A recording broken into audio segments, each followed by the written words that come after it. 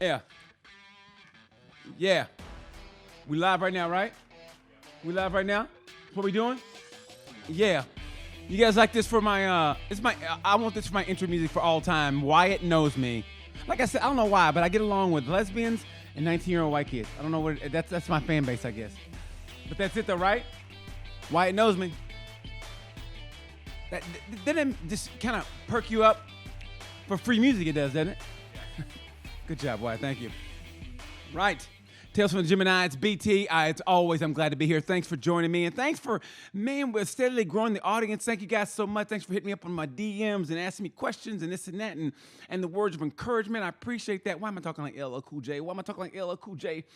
I appreciate everybody, liking the new album, but I appreciate you guys seriously giving me the DMing me and telling me this and that and offering suggestions for guests, which I appreciate that. Thank you so much. And thank you for just the words of encouragement. Sometimes you don't know who's listening, man, and people, like they listen and they watch, and I just want to say thank you for that, man. It just keeps me going, and it's what I love doing. So thank you so much for that. Today we have a guest, great journalist named Neil Morrison. He's obviously a MotoGP journalist, but I met him in Silverstone last year, man. And before I even know I wanted to do this, I was like, I want to talk to that guy. So we're going to have him on here in about 2 or 3 minutes here. So we're, as of this recording, we're a week from the election, and we're still boarded up, as you can tell. That's why I'm focused on the camera now, because there's nothing to distract me from people walking by. Everybody knows when I'm talking and a pretty girl walks by, I'm like, oh my God. So, but I'm all, because we're boarded up. We're afraid people are going to come in and break the window or whatever. But we don't have to worry about that, do we, Wyatt? No, I mean, we had that new trial verdict for the Jay Sean Reed case. That's why we still have him up. Oh, the dude that shot at the police? Yeah, that's why we still have him up. They protested last night, and they're about to tonight again. Ah, damn it. Well, no offense to that dude, but it's a case in Indianapolis where the guy, he Facebooked it, right? He was Facebook Live. He's Facebook Live in it, and then he got out. They with a gun. He shot at the police. They shot him, and they killed him. But they're trying to say he didn't have a gun, right? Is that what they're trying to say? I think people are trying to say that, yeah. I mean, he had a gun. I mean, I don't know, man. Of all the cases, I don't know. Anyway, why am I talking about that when I talk about happy stuff? This is a good happy stuff. Anyway, I'm going to hit Neil up. You don't mind, do you? I'm going to hit Neil up now. Is that okay? Yeah, that's fine. Good, man, because I want to talk about this. I want to talk about MotoGP. And I know nothing about Neil, so this is going to be great. So send me a link now. He's got it. Okay. It's my favorite part. Click the link now. I love how people see how the pizza's made. I don't want to say the sausage, but how the pizza's made. The pizza. Yeah, I'll say pizza. People say, you don't want to see how the sausage is made. I don't like sausage anyway. Like bacon. Bacon's a lot of fat, isn't it? Yeah, but it's good. Oh, it's a lot of fat. You say it's good now, and you get 50. Your arteries are, You think it's good. It's kind of a lot of fat, man. And I don't know. So anyway, I'm waiting for Neil to come on. You send the link? Yeah, he hasn't clicked it yet. Well, obviously. If he did, I wouldn't be talking to you right now. Now would I? There he is. Here we go. Oh, here we go. Here we go. One of my faves. Oh, here we go. There's me, obviously. And here we go, ladies and gentlemen. Here we go. Waiting for the link. Here we go. My favorite, as always. There he is. Hey, what's up, Neil? Yo, what's going on, man? How are you, buddy? I'm good, man. I'm good. How are you? Good. Northern Ireland's Luciano Pavarotti, Mr. Neil Mr. Neil Morrison, buddy. Great to have you on. I mean it from the bottom of my heart. I was telling the guest before he came on, I go, man, you know what? I always respected what you did. And then last year, we ran into each other at Silverstone. We were walking, and we just had a little conversation. I was like, man, I like that guy. I want to talk to him more. And, you guys work, and I'm just there for shits and giggles. But you guys work. So you had to get going. I was like, I like that guy. And, and I hear you on the thing. And I don't know if Steve or Matt told you about my impression of you. But like, you've done your impression for me. You want me to do you for you? No, you've already done it for me, but it's quite accurate, I must say. Have you heard it? Have you heard it? Yeah. You did it for me. Okay. That's right. That's right. That's balls, isn't it? I did you in front. I did me doing you in front of you. That's balls right there. I didn't even realize I did that. I was like, and now we have Amy down on pit lane. Amy, I love it. I mean, honestly, you guys are the best. But I heard you do an American accent. Yeah, I do a pretty good American accent, actually. Yeah, my ex-girlfriend is from America. So I kind of spent a lot of time around Americans. So not too bad, I guess you could say. Where in America was she? Where in America was she? She is from New York. New York? Yeah, Okay. exactly. Although she didn't have like a city accent, just like a standard sort of neutral American accent. Now, where'd you meet her? Where'd you meet her? I met her at work. Yeah, we were teachers actually together. Look at this! I didn't even notice about you. That's what I'm saying. You don't know anything about Neil. You are just like you're like the white Barry White. You get that deep voice. You're tall, and then you lull people like, "Hello, can I talk to you?" Like, "Oh my God, where are you from?" "I'm from Northern Ireland." "Oh my God!" Next thing you know, panties are dropping, and it's a good time. So, okay, I want to hear your American accent. Well, I'd just like to say that I'm like so stoked to be on your show, BT. Like so stoked. And I mean that.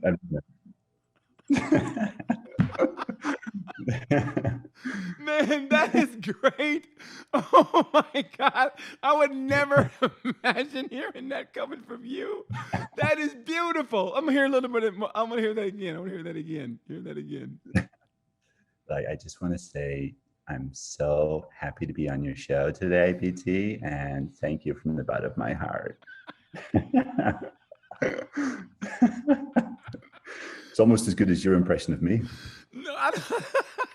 What we got to do? We got to do a comedy act. I'm doing you, and you do the American Girl accent. I'll do me picking up you, but you do the American Girl accent. Yeah.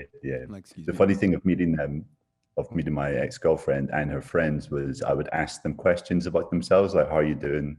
Where are you from? What are you doing with yourself? And they would just be like, yeah, because they couldn't understand what I was saying. So it was just like, oh yeah, cool, interesting, huh? Why couldn't they understand you? I mean, honestly, I can understand you. Why couldn't they? Maybe they were just stupid. It could have been that, yeah.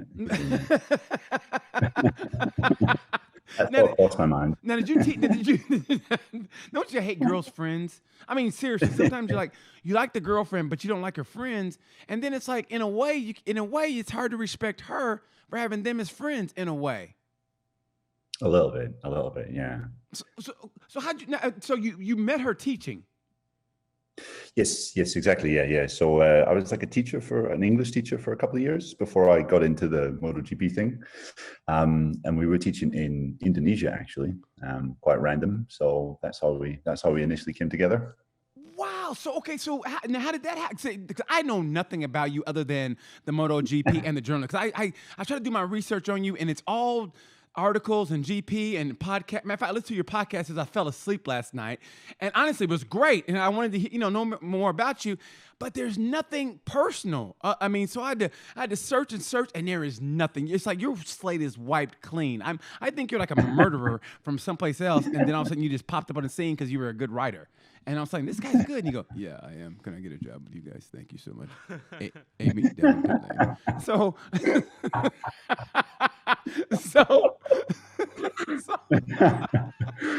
did this all happen? Okay, so you grew up. Tell me the whole thing. You grew up Northern Ireland, I'm assuming, right? Yep. Where? Like what Exactly. city? A town called Bangor, which is about 15 minutes outside Belfast, like the capital city. Okay. And then I studied for 4 years, and then I graduated 2009. So it was just like when just after the crash had happened, and there was nothing really happening. So I kind of wanted to do a bit of traveling and see a bit of the world, do something a bit interesting and different, before I kind of settled down as such. So the first I did like a qualification so I could teach English. Then the first school that offered me a job was in Jakarta in Indonesia. So I was like, I guess this would be interesting. This would be fun. So I went and lived there for a year. So that was wow, that's unbelievable. And what was your major? History. Wow, man, that's okay. So how did you go from there to get to the GP paddock and work for MotoGP? How did that occur? I mean, I'd always been like a mad MotoGP fan. Growing up in Northern Ireland, like Northern Ireland's a bike mad place. All of Ireland is pretty bike mad, to be honest. Right. I would say maybe behind football and rugby, you've probably got motorcycle racing. So yeah, I kind of grew up watching bike racing on the Isle of Man, at local races in Ireland.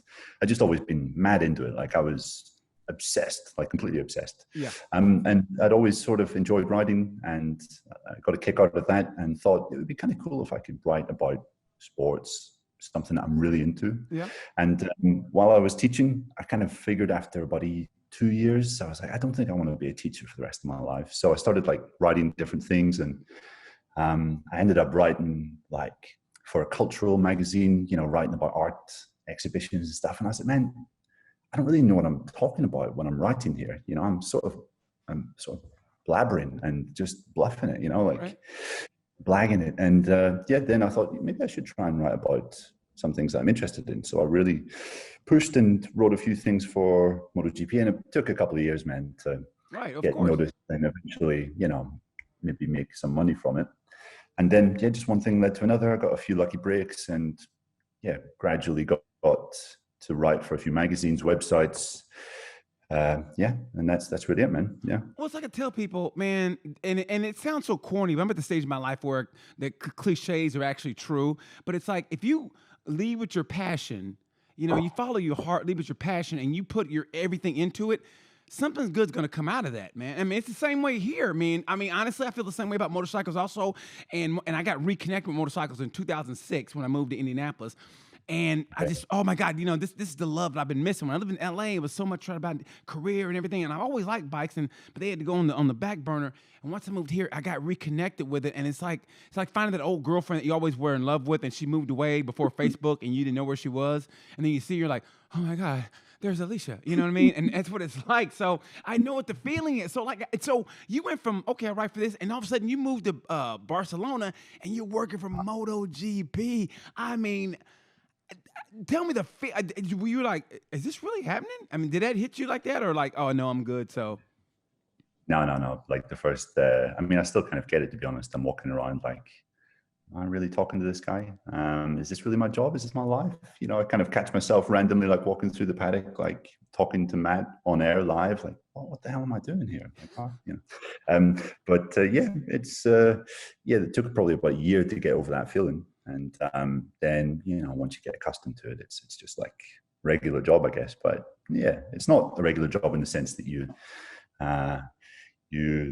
kind of think, oh God, I got to go to work. You still go with a bit of excitement, you know, and that's cool. But that's what you got to have to get you through, though, personally. Because I don't ever want to go to a job where you go, fuck, I gotta go to work. You know what I mean? I think you want to be. I mean, it's always to be good. I learned this a long time ago from this sports guy that I don't really like, but he has great advice. And he goes, it's always good to feel a little bit uncomfortable at your job because it makes you focus more. Because, you know, you get to a job, you know what to do. You know, you walk through it. So it's always good to be a little bit uncomfortable. But man, every day to wake up knowing you're going to the track, and there's nothing better than a racetrack. And like no matter how early you get there, there's always a bike starting up. You know, no matter how early you get there, even if you get there where they're just opening the fence, there's always like a like a Moto 3 bike getting started up. Like, how is that possible? You know what I mean? There's always a bike start. So I can imagine being there, working your dream, and you're just every day you're going to a racetrack, you're talking to the guys who were your heroes, and now you're talking to and interviewing them, and you're at the race. I mean, that's just that passion. It's got to be there. It's got to feel great every day you do that, man. Yeah. I mean, I have to say, I love watching you say that because it sort of rekindles a bit of passion. This year, I think just because of the calendar and the intensity of the calendar, right. I think we've had like 3 weekends off in the past 3 months. I don't know. So it's been thick and fast, and, you know, you get a bit like, oh my God, another day, and it all just blends into one. However, you're absolutely right. And, you do generally get that sort of excitement, especially on the Sunday when there's a couple of races going to happen. Well, okay, here's where, like, maybe, and I can understand that, I really do, man, because sometimes when I was really living on the road doing comedy, and I literally would wake up going, man, what city am I in? And you look at the hotel, and you got to go, okay, what city? And we, you know, sometimes you do 2 or 3 weeks of one-nighters, and you're just going, what the hell? Where the hell am I? And I know that feeling, but I always tell people this: when you think maybe you're losing it, maybe the passion's down, always watch Rocky. Rocky makes you realize why you did this in the first place. Because Rocky rekindled that passion. He was just a club fighter and he got that shot. And then you realize, okay, I'm just a dude who this was my shits and giggles. I'm going to write about it because I'm passionate about it. Now I'm working it. So it's different. So watch Rocky. Whenever you get that feeling, Rocky will rekindle that passion, man, always. That's a good bit of advice. It's been far too long since I watched Rocky, to be honest. So watch it again. Watch it again. Matter of fact, watch it tonight after we get up there until you go, oh my God. And then when I hear you on Friday morning, I go, I can hear it in your voice. You go, I'm so ready. Matter of fact, Amy, down to you in pit lane. And you're like, wow, you sound, and she'll be like, you sound different. Neil, why you sound different? And she'll say that, and you'll because of what, Rocky. Yeah, she'll be like, why are you calling me Adrian, Neil? Oh, sorry, I meant Amy, not Adrian. Adrian. But you know what I was going to ask you also, man, was what was the question I was going to ask you? I was asking you about this. And no, you have it lucky because you're actually working it. Now, for somebody like me in the States, you don't understand, man. I have to Moto 3 to me is the ultimate because it kicks off the weekend. So I always watch Moto 3. I don't just, watch MotoGP. I watch all of it. So it's 4:00 in the morning. MotoGP comes on, and it's like you hear that music. I'm like, all right, GP starting, and then I hear Matt talking. Then you come on, and then you hear that, and I call them the bumblebees. And to me, it starts the GP weekend, and that's what I love more than anything. And then you get the rest of the weekend. But I'm not gonna lie, I always take a nap during Moto 2 FP1. I mean, that's when I have to take a nap. Understandable. I won't hold that against you, to be fair. So you're lucky you're actually there. So good for you, though, man. And I mean it from the bottom of my heart. And what I want to ask you, and I'm not going to say who said it, because I said, I got to get a couple questions here to throw Neil. And one of your colleagues, I'm not going to say which one, he goes, ask him, how much were you shitting yourself on your first Qatar FP1, knowing you're going to be on the air for the first time? Mate, I was, exactly what you said. Yeah, I was crapping it. I was sweating. I didn't know if I was going to be able to string a sentence together. And to be honest, I've never gone back and watched that session because I'm pretty sure that it was terrible. Matt and I were starting off. I think we had no commentary experience. We were thrown into it. We had no basic time together in a studio to practice and take cues off one another. So I think it was a bit of a mess. But yeah, man, I was sweating, and I think when I get a bit nervous, I just mumble and kind of close up a little bit. So it was probably just like incomprehensible. So yeah, I don't think it was great, to be fair. But you know what? How do you deal with being thrown into something like that, but then you read the comments, and the criticism? How do you deal with the criticism? You just sort of like look at it with like dead eyes and just think, okay, yeah, I guess that's probably fair. I never thought, I have my YouTube channel and everything, and I, trying to review the race just for shits and giggles and fun, like you guys. And I really thought, somebody says anything, disparaging about me, I'd take it, I'd be like, but you know what? Honestly, what I do is, and I just have a few people who comment, so I hit them back. If I feel like it's bad, I'll go, hey, well, I just felt that, and it's funny how you can just feel them get like, oh God, he really reads this shit, and they come back with well, I just feel that, you know what I mean? So, but I do sometimes take the criticism like, okay, they were right on this, and if I feel they were wrong, I confront them. So I think you should start doing it. Go to Reddit. And all those people that talk shit about you on Reddit say, hey, why don't you try doing this, motherfucker? You should say that to them. You should say, if you comment back with why don't you try this, motherfucker? I think, honestly, you get more respect from that. Okay, right, yeah. Reddit, I'm not really that familiar with Reddit, to be honest. More of a Twitter person, but yeah, I might try that out. Do that, and you tell them I sent you. And if you have any problems, you forward it to me, and trust me, I'll be the man for you. I'll be your muscle. Okay. Right. Now, it was fast forward and then finally getting the GP, because I always like to find out the backstory on people, because we'll get to the good stuff later on, but I always want to know the backstory on you. And so what happened with the girlfriend, man, from America? What happened there? Why'd you guys break up? Her friends? Well, I guess we're friends. Yeah, I mean, we tried. I mean, basically it boiled down to I wanted to live in Europe and she wanted to move back to the States. And we kind of tried some time in Europe and we tried some time in the States. And I just don't think it was meant to be, sadly. It's one of those things, right? You're such a lover boy. You're like, you know what? I can find a girl in Europe. I don't need this. I didn't say that. Where in the States did you live in New York? You lived in New York?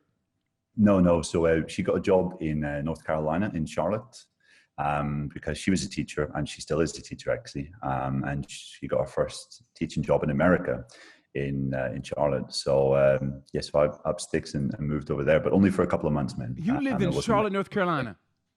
I did, yeah. How did you like the sweet tea? Sweet tea was all right, actually. Yeah, it's pretty good, man. How about the fried chicken? Did you eat fried chicken?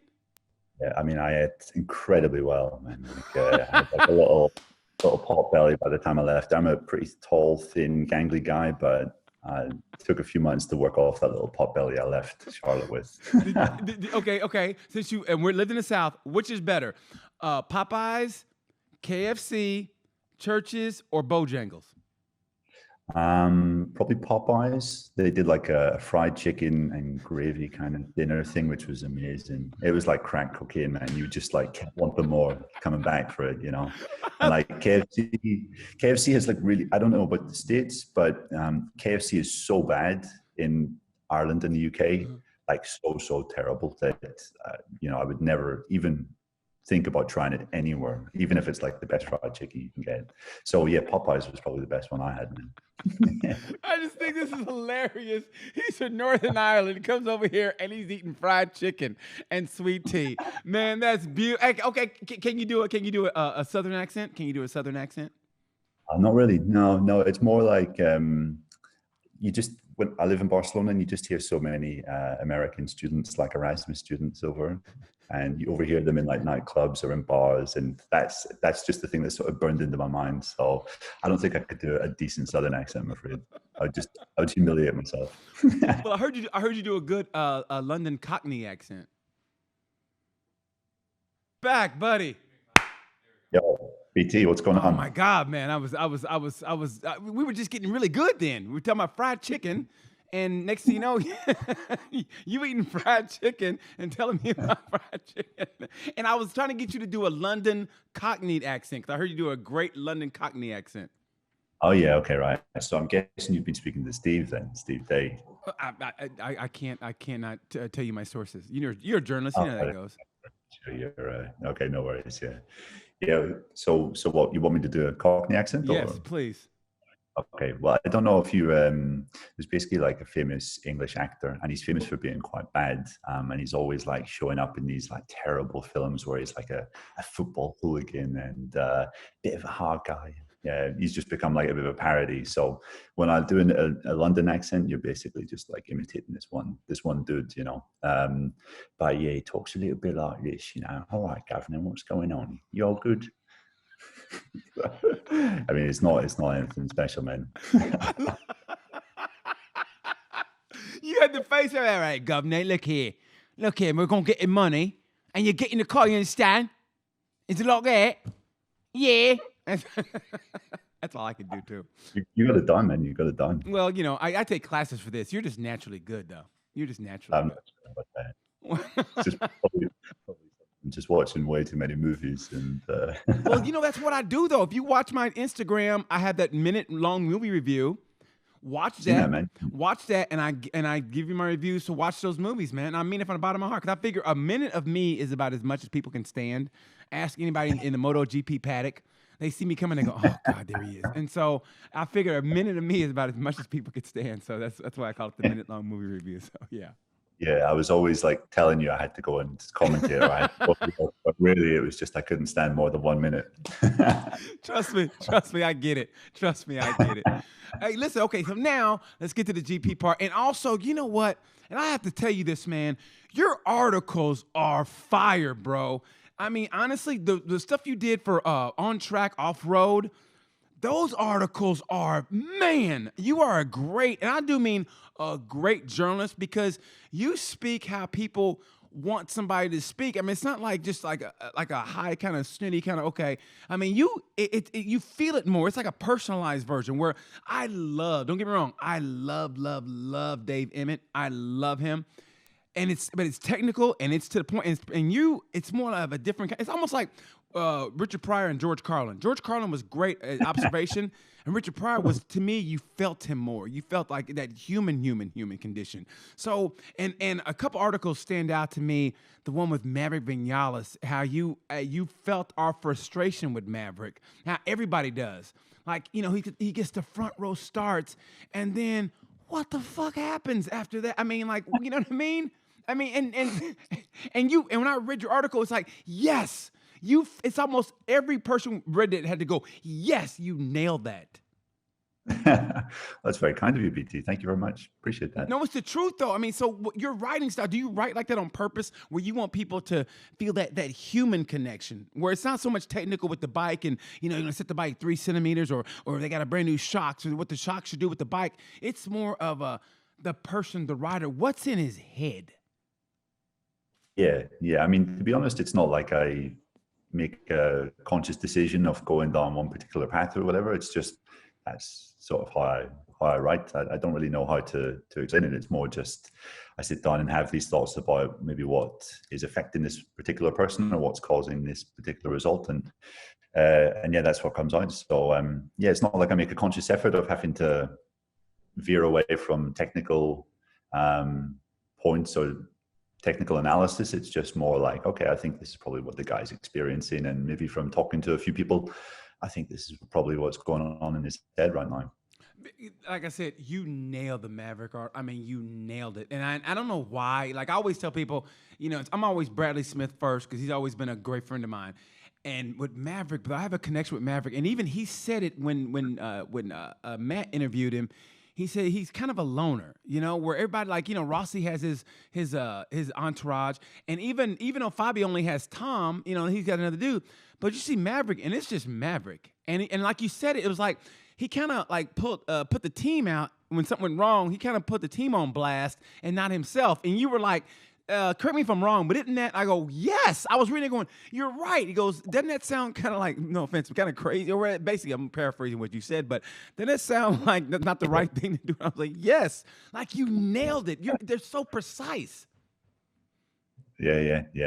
I mean, the guy's a puzzle, and I haven't watched him in MotoGP for 5-6 years now. I think it's just it becomes more puzzling the longer he's there, because he's not really learning from his mistakes, and you don't see really an end to this. It's just like the same thing. The things that he complains about now are what he complained about in 2016. So it's really difficult to understand. But people say that at the same time. Other than Rossi Lorenzo in 2009, I think it was, the race he did in Moto 3 with Alex Rins, last turn in Valencia, I say was the greatest race I've ever seen, because, I mean, it came down because leading up to that, to the fly, and I say the GP calendar is broken down in 3 places. I say the first half of the season, okay, that's when you're traveling Qatar to Argentina to the United States.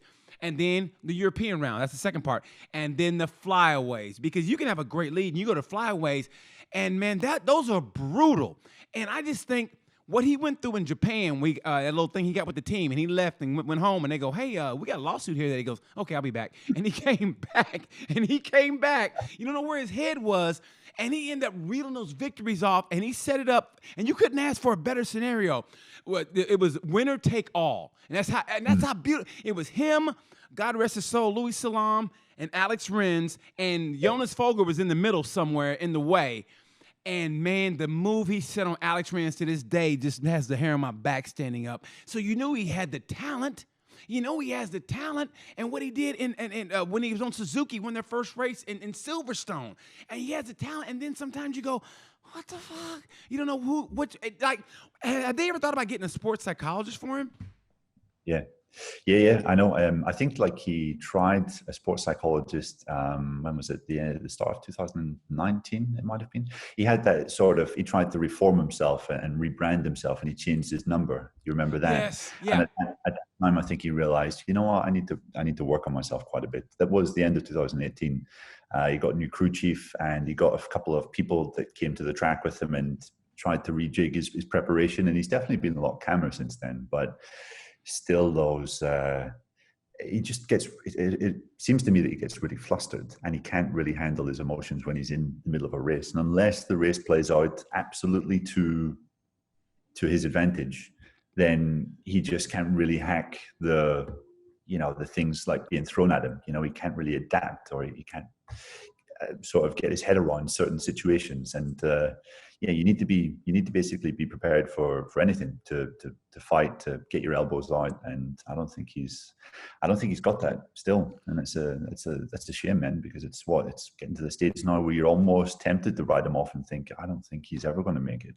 But at the same time, okay, but do you think we unfairly criticize him? Because at the same time, the Yamaha's had troubles with their bike, and Fabio, I love Fabio. Fabio's had troubles too, and he comes to the pad and he shows his emotion. I mean, you see it with him. I mean, he'll slam something down, he'll cry, he'll do whatever, and it's like, and I feel like sometimes we overly like, man, there's Maverick being Maverick, but at the same time, Fabio, I mean, what happened last week, and I mean, granted, he thinks he touched the brakes on the lean angle going to turn one, and he slides out, and that could be, what, did he choke, or was it just like he said, he thought it was going to be a crash, so he grabbed the brake? I mean, do you think we unfairly demonize Maverick and kind of give Fabio a pass?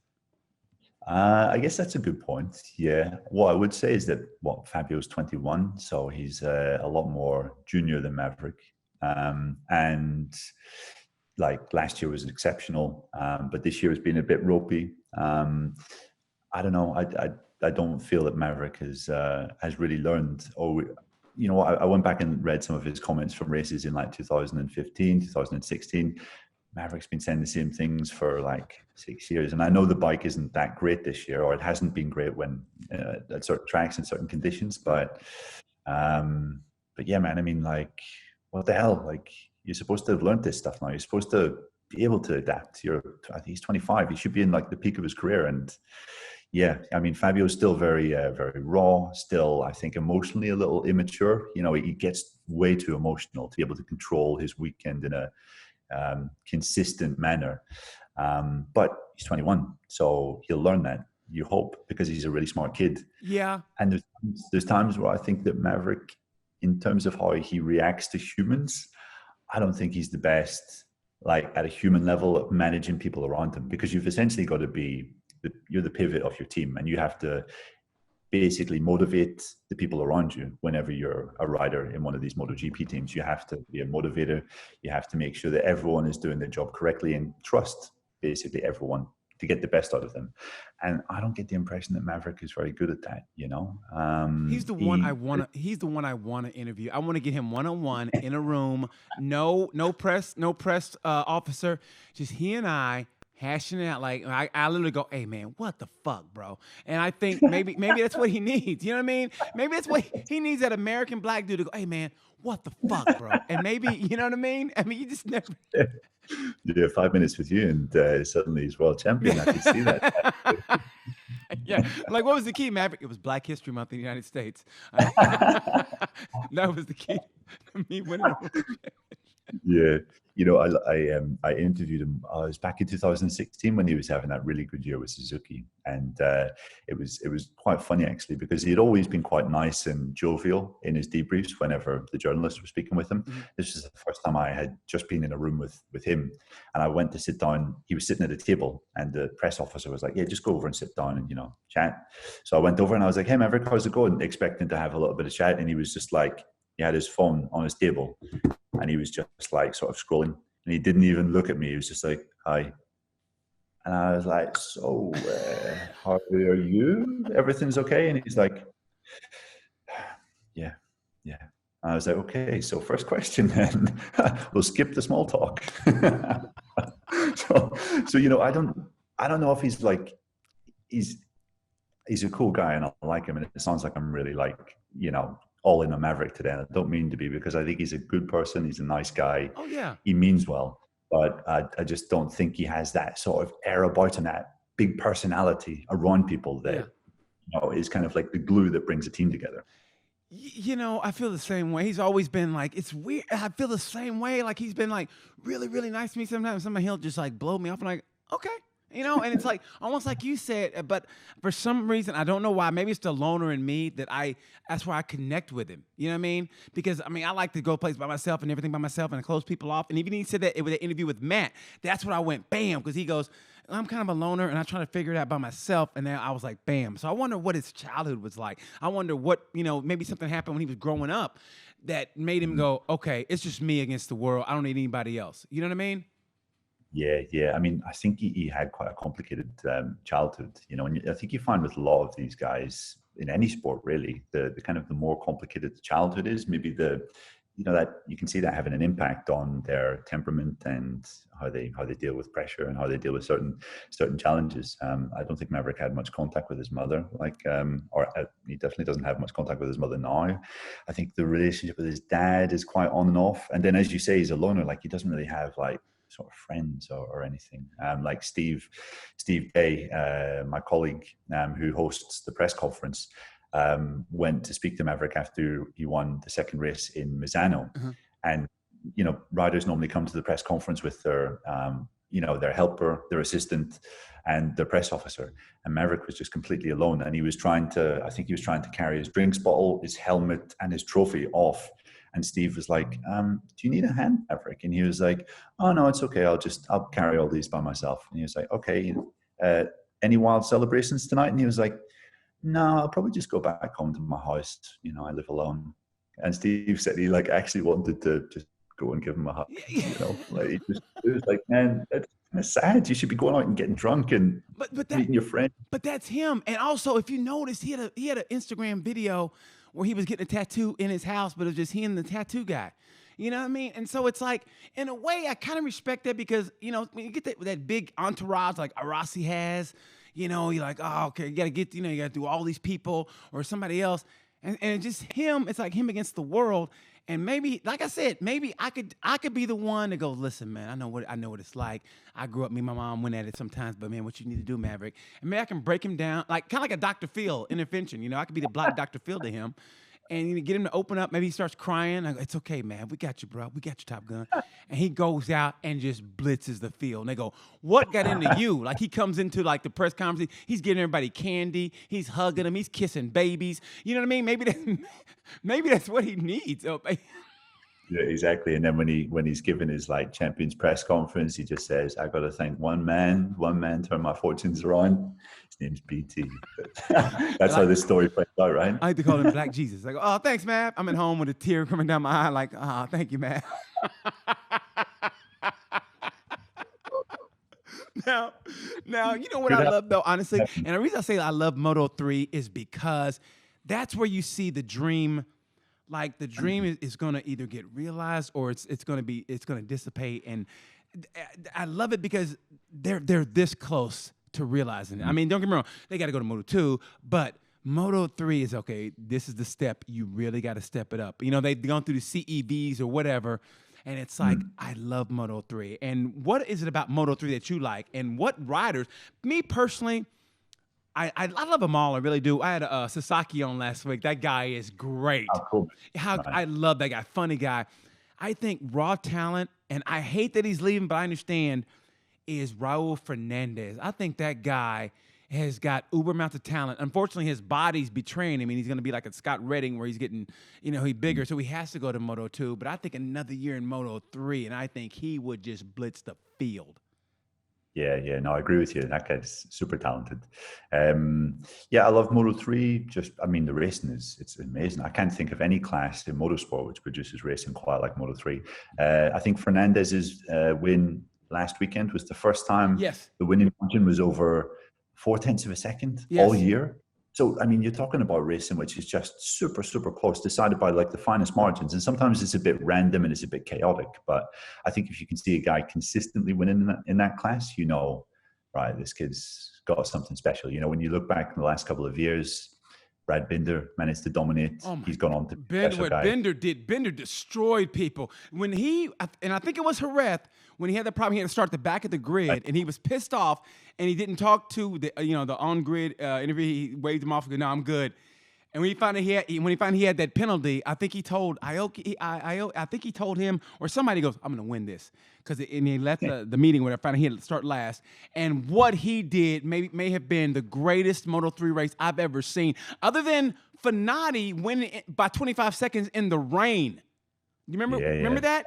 Yeah. He was killing him in the rain. But I think what Bender did to start very last and to win by over 10 seconds.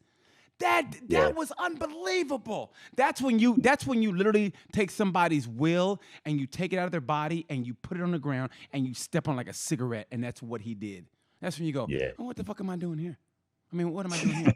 He started dead last. I was on the second row, and this guy beats us by 10 seconds. I mean, that was unbelievable.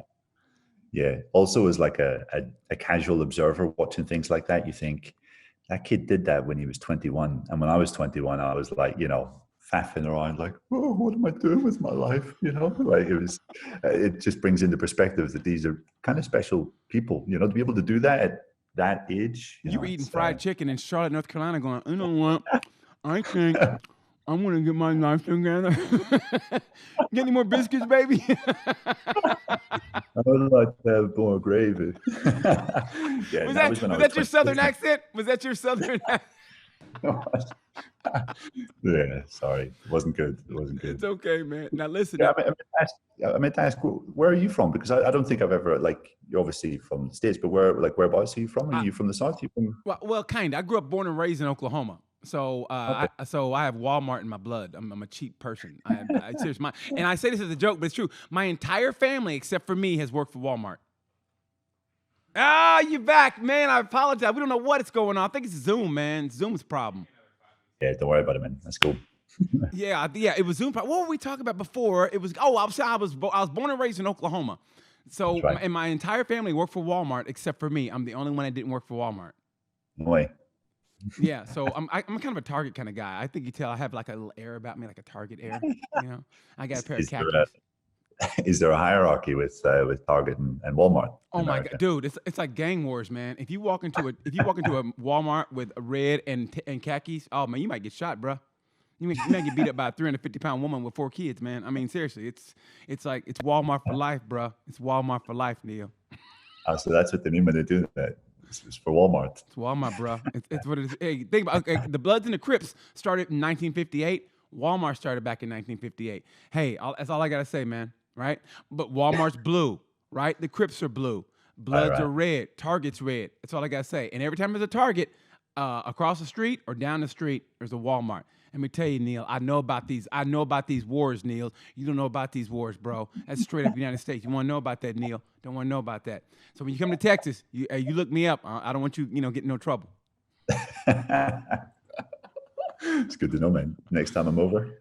Please do. Please do. But hey, listen, before Zoom messes up again, I want to say another great article you wrote, and you just wrote it, was The Long Goodbye about Andrea Iannone. Because yesterday in GP was like, oh my God, like Dovey said he's taking a sabbatical, but I mean, 30, 35 and take a year off? I mean, let's be honest here, man. I mean, I think it's pretty much a goodbye.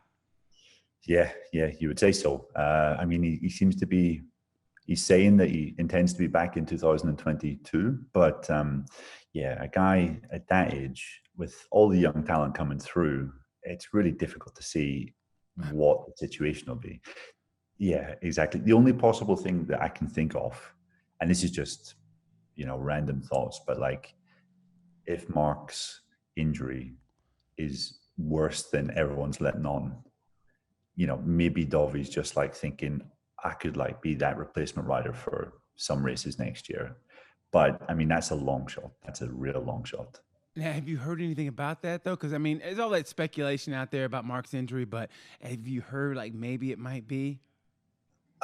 I mean, there was that rumor about him going for a third operation on the arm, and people asked Alberto Puig, his team manager, about it in what was the last place, Aragon, and Puig didn't deny it. So, I mean, there's definitely truth to that story that he's considering it, which makes you think that it's probably not healing as he would like. However, does that mean he won't be able to get back on a bike in 1 month, or does that mean he won't be able to get back on a bike in 4 months or 5 months? Who knows? just pure speculation. But what is for sure is that kind of group of people around Mark is just not letting any news get out, Which or is barely. good though. Which is good. I like that, and I like how Alex was like, I'm not gonna answer any more questions about Mark. It's about me. And I like how he goes when he got that second in Aragon. Was it Aragon? He goes, listen, man. He basically said, listen, I'm a world champion. I'm a 2-time world champion. So don't act like I'm a Rudy boot, okay? Because I've been here before. I put that time in, okay? So don't act like, oh, you got that ride because of your brother. I'm here because I'm a 2-time world champion. Read it, bitches. That's basically what he said. I mean, let's be honest here. And he's right, though. And I'm glad he stood up on his laurels because he had to be hearing the whisper and people going, oh, he only got the ride because of his brother. And if you think about this, he's going to get, correct me if I'm wrong, he's going to get the same bike next year that he's riding this year, right? Yep, exactly. Yeah, just in a different team. So he's going to have that advantage. I think he's going to have a monster year next year. Yeah, I agree with you, man. I think Paul, who's obviously coming across the Repsol, Paul Espargaro to replace Alex, I think he's got his work cut out to try and beat Alex next year, really. And Alex has said that it's his intention to get back into the Repsol team as soon as possible. So, if Alex kicks Paul's ass next year, who's to say that, he won't be back in Repsol pretty soon? I love Paul. I call him the handsome bastard because that's what he is. He's just got it all. He's got the movie star smile, the looks. But I'm not going to lie.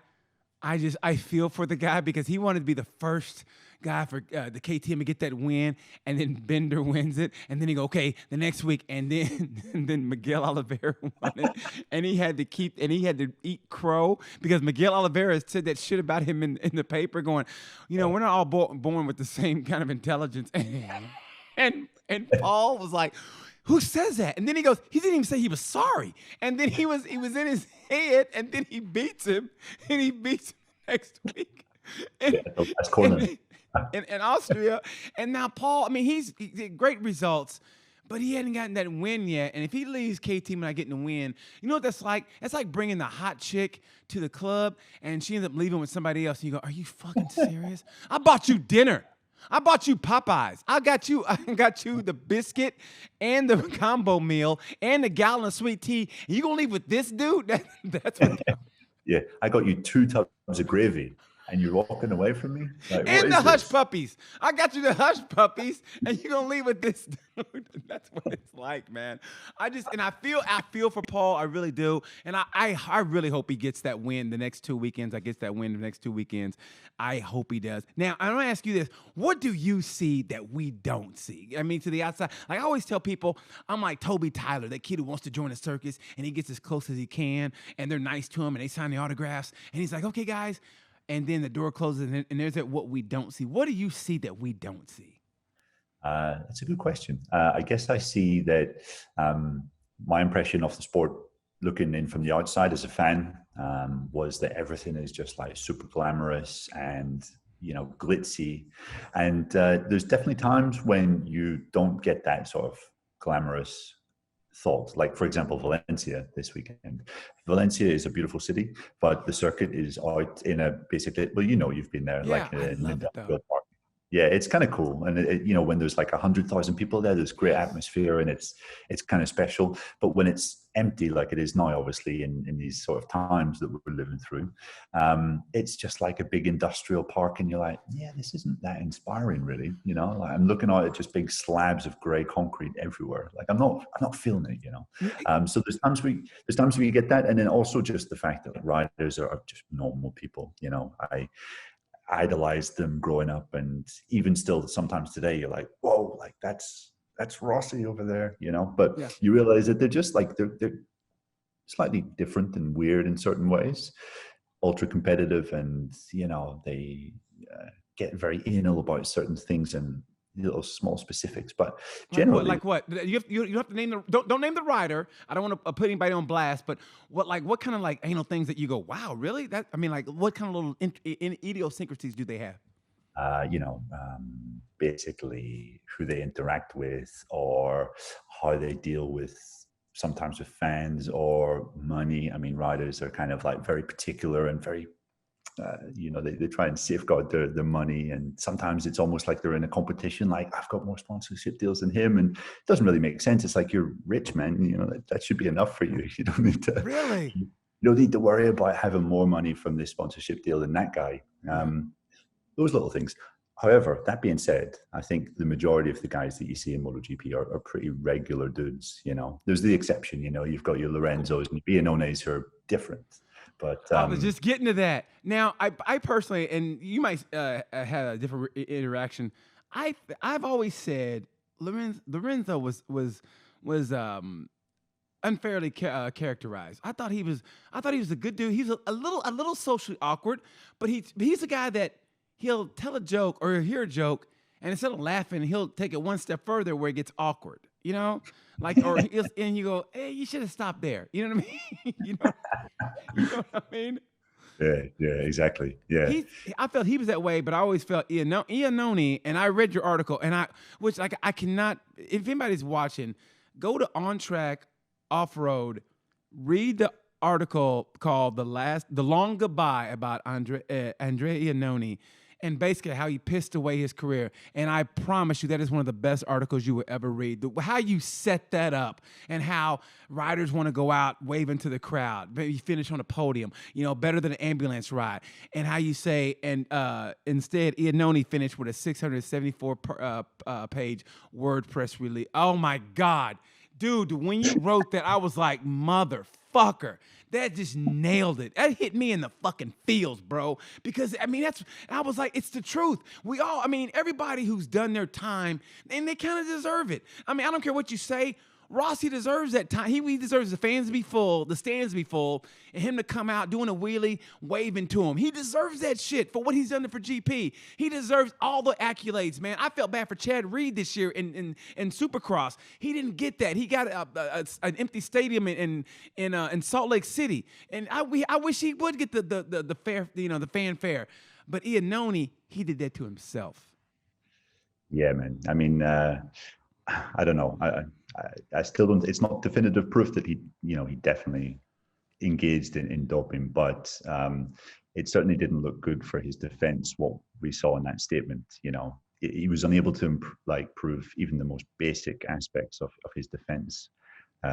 He claimed that he didn't knowingly ingest that anabolic steroid, and it was through food contamination. However, the Court of Arbitration of Sport ruled that Iannone wasn't even able to say what the food was that he ate or where he ate it. And it's like, man, at least get your story straight, Yes. If you're gonna lie, get it straight. Get the specifics there. Yeah. It's like if you're gonna do wrong the right way. If your girlfriend goes, "Where were you?" I was with Ron. Isn't that right, Ron? You call him up. Where was he at? He was with me the whole night. You know what I mean? He can't go, huh? I ain't seen him about 2 weeks. You go, God damn it. You know what I mean? Get your story right. Yeah. We had a deal. Exactly. And what sucks about Iannone is, and I've always said this, man, and even before I read the article, and I just from the naked eye, watching him from the get-go, he was the only one in Moto 2, when his head was right, he could challenge Marquez. He wasn't afraid of Mark. And if Mark banged you, he'd bang him back and look over like, this is what we gonna do all race? We can do this all race. And Mark was like, okay. I just remember after a race, I think Mark kind of gave him one of them, all right, that's what we doing. And you're damn right. And that was beautiful to watch. When Iannone was on his game and Mark was going through people, just banging them, and they were like, oh God, Marcus. And Iannone was like, bring it. And anybody to a person knows he had to be one of this naturally talented guy. Naturally talented. And to watch him piss it all away. Yeah, exactly. You have to have a certain level of intellect to survive at the top of this sport. And Iannone, you don't want to be horrible, but I just don't think he had that. And I just don't think he had that focus, to just think about racing all the time. There's so many weekends you would come to a race and you would hear stories like, oh yeah, he was in the Italian tabloid papers because he's having, he's doing this with his girlfriend, or he's broken into his car, just all these random things. That was a crazy video. When he broke into his car, I was like, what are you doing, bro? In the article, he goes, what do you do when you're not racing motorcycles off track? I train and I fuck. And you go, okay. Oh, he actually said that. I train and I fuck. Okay. All right. I mean. Yeah. So you read, War and what do you think of War and Peace, Andrea? You know, he was never going to be a guy you would have that conversation with.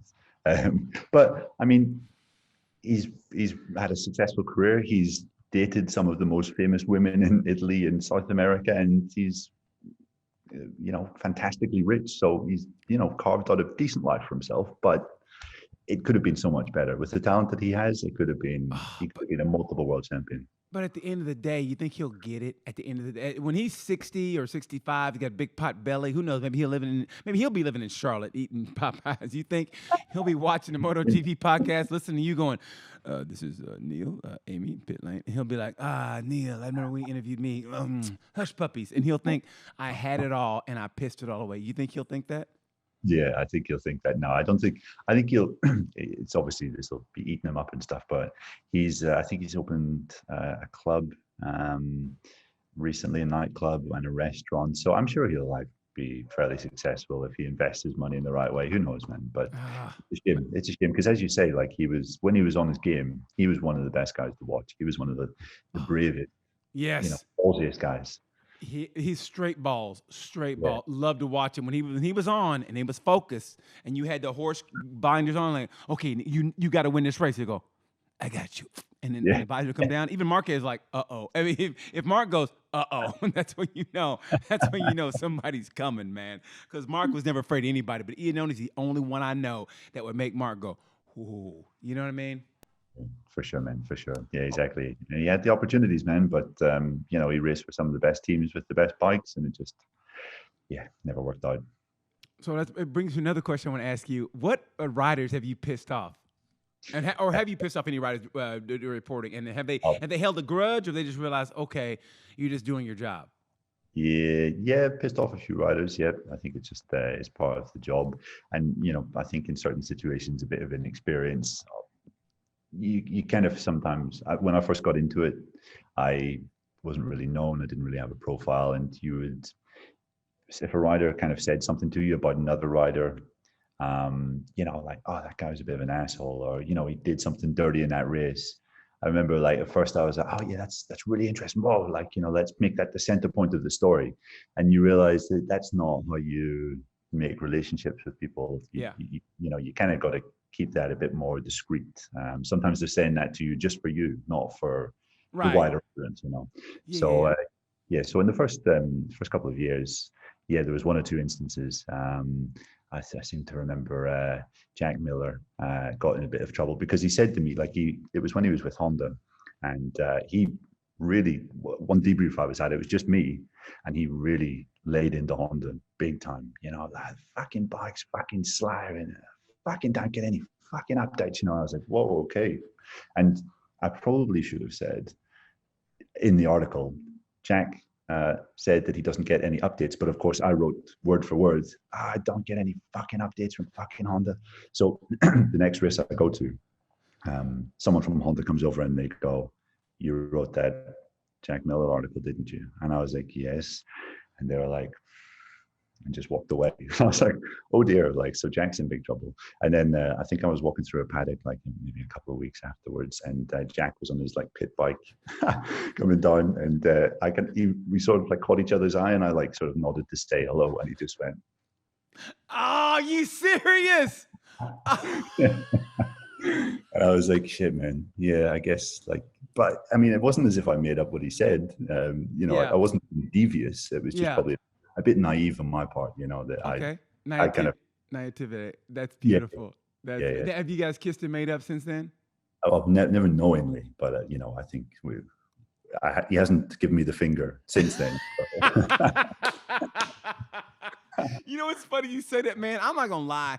It's I've done shows in front of 3,000, the theaters and this and that, and I tell people nothing makes me more nervous than you see a prickly Rossi come to the door or Marquez, and you're like from here to, and you're like 10, 20 feet away from them, and you can tell they're pissed off, and you're going, I'd like to ask a question, please. And then, and Rossi's looking at you, and you ask this question, he goes, and that's where I got this from, because he goes, it was the year in when he got mad at Zarco for that move he pulled in Austin. And I said something, and he goes, the championship doesn't start till you get to Europe. This is nothing. He basically said, this ain't shit. When it starts when we get to Europe. And he said it like with a little two to it. And I was like, all right, man. And so the next year, I threw it back in his face. I go, and I said, I want to ask this to Valentino Rossi. I said, you said in your own words that the championship didn't start till you get to Europe. But I said it, and I said it just like that. But he was happy because he had gotten second to Rennes. He was happy. He was like, well, obviously. He goes, well, he goes, well, the champion. And he was happy. So, I kind of threw it back in his face. It was kind of like a, hey, motherfucker. I threw it back in his face, and he was like, I don't remember saying that. And then I remember Jack Miller intimidates me. So I said, you know what? I got to go at him. So I said, hey, Jack, I said, the only thing you're missing is consistency. What do you think? And he looked at me and he answered the question. And I saw him that night at the after party, and he gave me a hug. He goes, man, way to ask me the question, Mike. And he gave me one of them hugs, and he was off on his way. And I was like, yes, I'm in. You know what I mean? Yeah, he's part of the club. So I feel for you on that. Now, what riders ever intimidated you? I mean, especially where you're at now. What rider has ever made you go, oh boy, I better get these questions down right?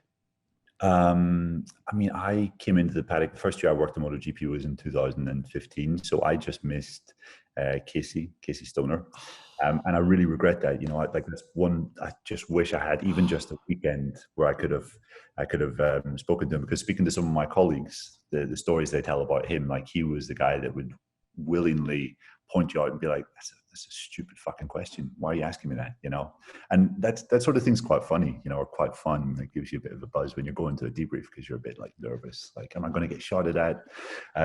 But I mean, in terms of intimidation, I mean, not really intimidating, but I guess you're wary around someone like Cal Crutchlow, not to ask him a stupid question just because that stare, even though he's like a nice guy, that stare is quite intimidating, those eyes. And then Ian Oney himself, he was like quite confrontational. He could sometimes just be like, what? What are you asking me? Well, weren't you guys together alone in a room, and he kind of confronted you, like it was just you and him together, and he kind of like, kind of confronted you, like, did you get nervous, like scared, like, oh shit, what if he throws a punch? Well, with him, he was just like so ridiculous sometimes that I just like would laugh, because I was like, mate, you're giving me shit for asking you a question, like, wise up, Like there was one time I think where Steve Day was there, and we were waiting for him at a debrief, and he was just like standing on his phone, just texting away, and we were all like, there was a couple of journalists like waiting, like, come on, man, like hurry the hell up. And so I kind of approached him, and I was like, well, I'll just ask him a question while he's on his phone. So I said, Andrea, today, how was it? Are you happy? What's going on? And he like looked up, and he just looked at me like I was a cockroach, man. He was like, what? Like, what do you do to that? You just have to laugh, because it's just so ridiculous. Like, I'm just asking you how your day was, man. Like, I haven't stolen your girlfriend or robbed your car. Like, so yeah, he was a character. Oh, that is great, man. That is great. Listen, before we get out of here, I'm going to ask you a couple questions from the fans and some from me. So we're going to get to it. We got to wrap it up. I could talk to you all day, man. They told me, Steve said, man, he goes, he's a lovely guy, blah, blah, blah. And I asked Matt for dirt, and Matt was like, oh, ask him did he shit himself during Q1 at Qatar. He's the one that said that. So, yeah. So let me ask you these questions. Okay, so who's the most underrated rider in Moto 3 right now? Underrated. Who's not maybe getting the results for whatever reasons, but he has uber amounts of talent. Underrated rider in Moto 3. I think Darren Binder, maybe. Could you call him underrated? You think Binder's underrated? Maybe. I don't know. Like, I mean, someone that people don't really talk about that much. I mean, I think Binder's pretty special in terms of the talent that he's got. I don't think what we've seen of him so far would suggest that he's going to be like a world champion. But I think he could win a world championship next year in Moto 3. He's going to a great team next to John McPhee in the Petronas squad. Yeah, that's going to be a tough team. That's going to be vicious, man. Those two guys, McPhee another year. He's going to be a little pissy because he didn't go to Moto 2. I think he's going to be – so his head's got to get right, you know, because he thought he was getting promoted, and all of a sudden he goes, what? I got to come back here with these kids? You know what I mean? I got to babysit again? That's what he's like. So, okay, so Dan, okay. So who is the most unlucky, for whatever reason, who's the most unlucky rider in Moto 2? Joe Roberts, Marco Bezzecchi, Jorge Navarro, Augusto Fernandez, or Lorenzo Baldassarri, the most unlucky Moto 2 rider this year? Well, bear in mind that Joe Roberts is an incredibly handsome guy who comes from Hollywood and seems, by all intents and purposes, got everything set. So I don't think we'd call Joe unlucky. But in terms of what happens on the track, I would think, Baldassarri probably, just because like nothing has gone right for that guy. And when nothing goes right in something like Moto 2, you just start chasing your tail, and it just becomes this huge mushroom cloud of misery. And I think that's kind of like where he's been. He seems to be getting his act together now. The last few weekends have been okay, but yeah, like that's just been a shit show. I think him and you know what? Him and I think Fernandez is not having the year he wanted, but I think for Navarro also, though, I expected a lot of things from Navarro, and it just hadn't happened this year, and I feel so bad for him. Now, who's the most underrated rider in Moto 2? Underrated rider in Moto 2?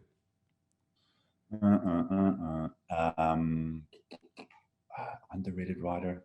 That's a good question. You put me on the spot, man. You know what I'm going to say? I think Remy, maybe you could say Remy Gardner. I think he's got a big talent, and he's going to be a title challenger next year.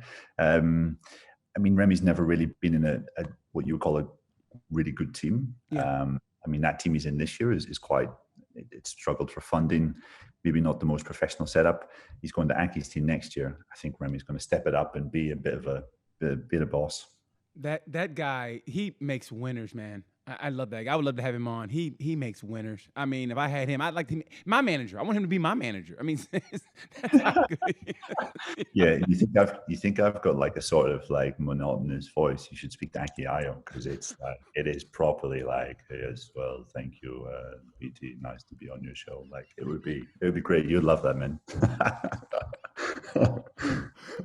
Okay, most underrated rider, underrated MotoGP, underrated MotoGP. MotoGP, yeah. I'm going to say Alex Marquez, because that guy, I don't think people realize just how good a rider Alex Marquez is. I mean, he's won championships in Moto 3, Moto 2. We saw what he can do. His first wet race, man, he was like second. Like, yes. It usually takes riders like sometimes years to work out how to ride MotoGP bike in the wet. And he was there, his first race, second. Could have won the race if it was a couple of laps longer. One more lap, yeah. He could have won that race. Yeah, and I think he gets a bit of an unfair rap that, okay, Mark, I think, had something to do with him getting that ride in Repsol this year. Yeah. But paying off. He's gone about it in a real clinical way. And I think Alex is a guy that could be regular. Well, maybe not regular, but he'll be beating Paul next year, I think. Okay. That's a big statement. I'll hold you to that. And rapid fire, top of the head. The champion in Moto 3 will be this year. Arenas. Champion Moto 2 this year. Bastianini. Don't think. Who? Bastianini. Oh, nice. I like that. Nice. Champion in MotoGP will be Mir. Yeah, you can't go wrong with Mir. That dude is solid. I love it. He's the kind of guy, you go to the party and your girlfriend sees him and you go, okay, she's gone. And she goes with him and you go, you know what? She deserves him. They leave together. Yeah, the women want him, the men want to be him. He's that kind of guy. He's just got it all. Man, Neil, God, I knew it was going to be fun, man. They told me you would be. Damn it, I love this. I did not know you love fried chicken as much as you do. Yeah, that's my one passion aside from motorbikes. Like fried chicken is dip that in a tub of gravy and I'm anyone's. Man, we go to Austin. I get it. I'm gonna get Sasaki. I'm gonna get him some boots and a hat, and I'm gonna get you some fried chicken. I'm bring you some fried chicken. How about that? That'd be great. I look Sounds forward good. to that. Ladies and gentlemen, thank you so much for Neil Morrison. And if you get a chance, please read his articles in Moto Matters and On Track Off-Road. I promise you, it's some of the greatest journalism you will ever read on Track Off-Road magazine. And the pictures, that is a beautiful online magazine. I mean, the pictures are beautiful, and your journalism is second to none, my friend. I mean that. Great journalism. If you like motorcycle journalism, please, Neil Morrison on Track Off-Road. Neil, I got to go. Thank you so much, buddy. I mean it from the bottom of my heart. I appreciate it, and I appreciate the accents and everything. And until, hey, me on pit lane, did I say hello? And I'll be listening to you for the next 2 weeks. Awesome, Thank you so man. Yeah, much, thanks very buddy. much.